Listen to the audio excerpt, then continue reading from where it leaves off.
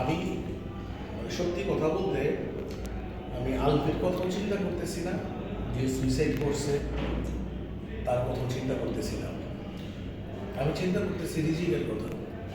ওর যে অবস্থান, ও বড় হয়ে ওর বাবাকে যখন জিজ্ঞেস করবে আমার মা কেন সুইসাইড করবে, এটার উত্তরটা কী হবে? আর সেকেন্ড একটা কথা হচ্ছে, সুইসাইড কোনো সমাধান না। অনেক বাংলাদেশে অনেক সিঙ্গেল মাদার আছে, ওয়ার্ল্ড ওয়াইড সিঙ্গেল মাদার আছে। সুইসাইড করাটা উচিত হয় না, এটা হলো আমার একটা কথা।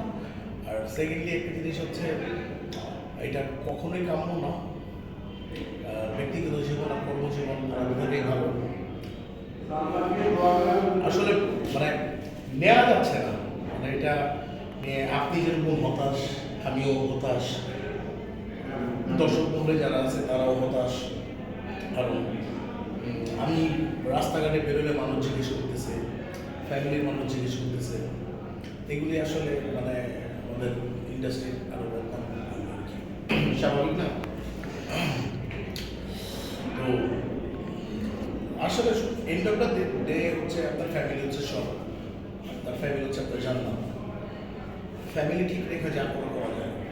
ফ্যামিলি থেকে যদি প্রবলেম বা এটা নিয়ে অনেক ঝামেলা, তো ইনভেস্টিগেশন হচ্ছে, যেহেতু এটা আইনে মানে সর্বোচ্চ পর্যায়ে চলে গেছে, তো ওইখান থেকে যেটা হবে সেটাই আসলে আমরা আরও মেন কাহিনী জানতে পারবো।